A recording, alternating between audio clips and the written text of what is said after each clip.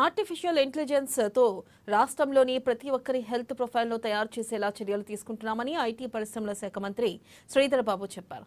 బుధవారం మాట్యూర్ hospital services రూపొందించిన MDR my disease record యాప్ను ప్రారంభించి మాట్లాడారు. చాలా మంది పేషెంట్లు తొలుత ఓ ఆసుపత్రికి వెళ్లి టెస్టులు చేయించుకొని ట్రీట్మెంట్ తీసుకుంటారు. అక్కడ నయం కాకపోతే మరో ఆసుపత్రికి వెళ్తున్నారు.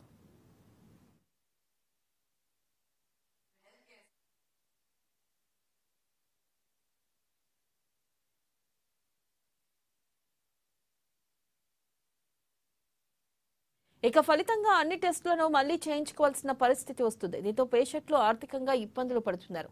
రాష్ట్రంలో అందరి హెల్త్ ప్రొఫైల్ అందుబాటులోకి వస్తే పేషెంట్లకు అదనపు భారం తగ్గుతుంది.